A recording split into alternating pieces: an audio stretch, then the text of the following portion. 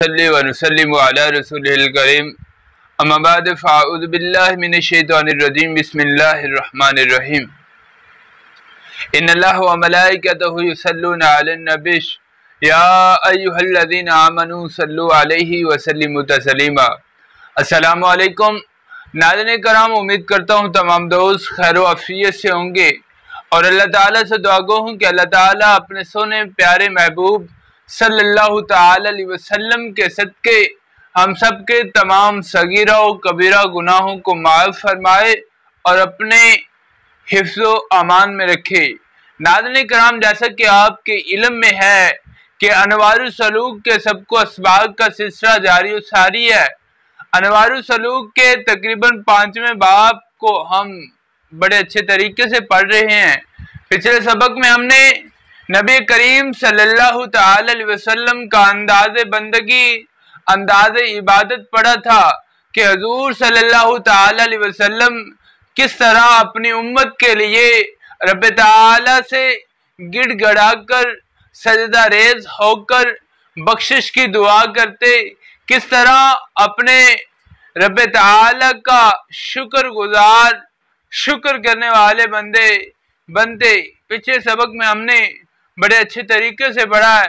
آج انشاءاللہ تعالی ہم صحابہ کرام رضوان اللہ تعالی اجمعین کی انداز بندگی کو پڑھیں گے کہ صحابہ کرام کس طرح کی عبادت کرتے تھے، کس طرح رب تعالی سے اپنے لیے بخشش و مغفرت کی دعائیں کرتے تھے، کس طرح صحابہ کرام رسول کریم صلی اللہ تعالی علیہ وسلم کی موجودگی میں انداز بندگی کو اختیار کرتے۔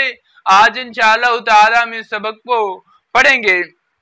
تو ویڈیو میں آگے بڑھنے سے قبل میری آپ سے گزارش ہے کہ اگر آپ نے میرا چینل سبسکرائب نہیں کیا تو کائنڈلی میرے چینل کو سبسکرائب کر دیں اور ساتھ لگے بیل آئیکن کو بھی دبا دیں تاکہ میری آنے والی ہر نئی ویڈیو آپ تک اس کا نوٹیفیکیشن جلد از جلد موصول ہوتا رہے۔ تو ناظرین کرام، ویڈیو کا کوئی بھی پارٹ سکپ مت کیجیے گا۔ اگر کوئی بھی پارٹ سکپ کرتے ہیں تو آپ کو بات سمجھ نہیں آئے گی، اور ویڈیو کے آخر میں کومنٹ کے ذریعے اپنی رائے کا اظہار لازمی دیجیے گا۔ تو ناظرین کرام، صحابہ کرام رضوان اللہ تعالی اجمعین سے اکثر نماز گزارتے وقت مکمل طور پر خشوع خضوع میں ہوتے، ایسے جیسے کہ اپنے خالق و مالک سے ہم کلام ہیں، راز و نیاز ہو رہے ہیں۔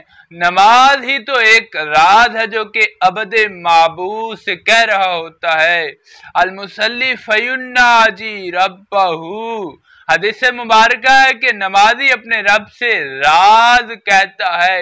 بارگاہ خداوندی میں مقبولیت ہی نماز ہے، کیونکہ سرکار دو عالم صلی اللہ تعالی علیہ وسلم نے ارشاد فرمایا، الصلاۃ معراج المؤمنین، نماز مومن کی معراج ہے۔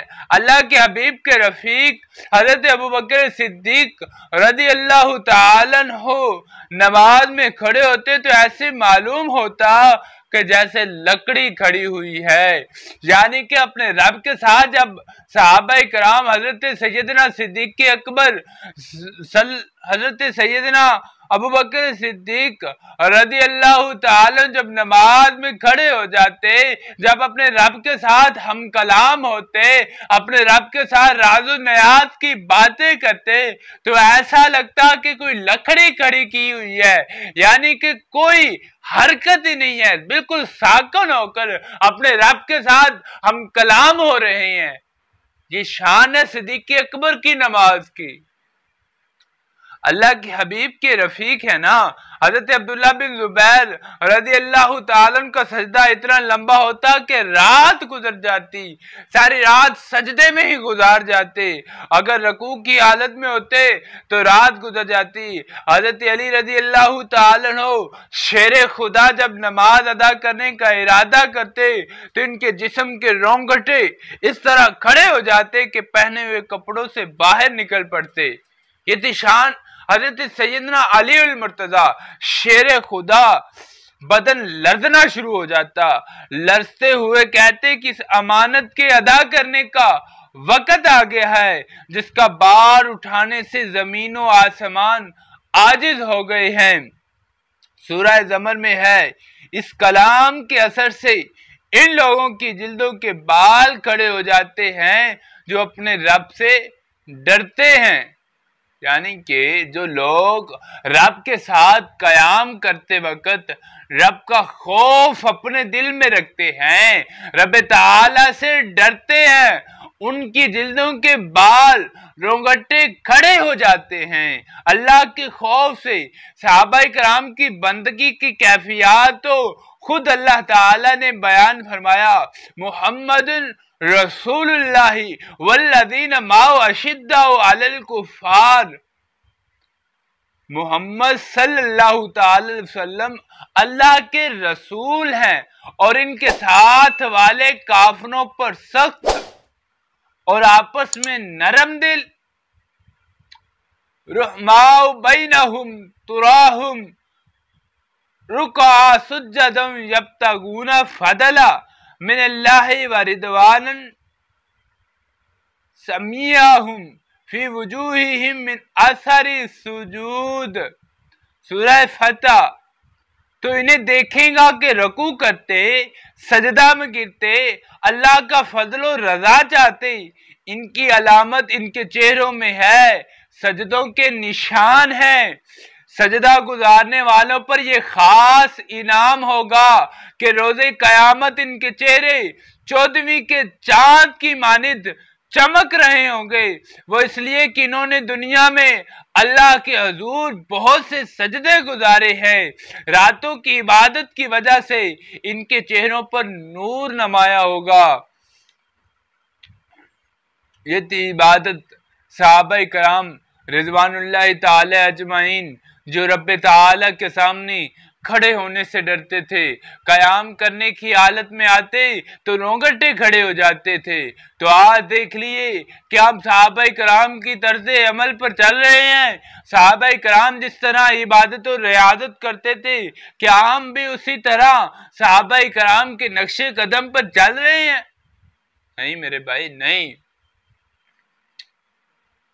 وہ صحابہ جن کو دنیا میں ہی میرے محبوب نے، نبی کریم صاحب رؤف الرحیم صلی اللہ تعالی علیہ وسلم، حضور تاجدار ختم نبوت نے دنیا میں ہی جن کو جنت کی ٹکٹیں بانٹتی تھی، ان صحابہ کی بات کر رہا ہوں۔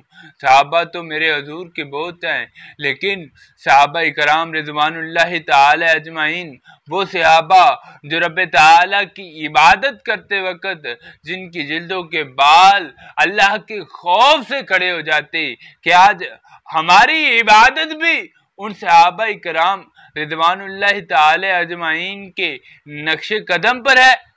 کہ ہم بھی صحابہ کرام رضوان اللہ تعالی اجمعین کی عبادت کو نقش قدم پر چل رہے ہیں؟ یہ رسول کریم صلی اللہ تعالی علیہ وسلم نے ہمارے لیے صحابہ کرام کی عبادت کو انمول تحفہ ہے ہمارے لیے۔ تو ناظرین کرام، آج کے لیے صرف اتنا ہی تھا۔ اللہ تعالیٰ سے دعا ہے کہ اللہ تعالیٰ کریم آقا، محبوب آقا صلی اللہ تعالی علیہ وسلم کے توسل سے ہماری بخشش و مغفرت فرمائے۔ وما علینا الا البلاغ۔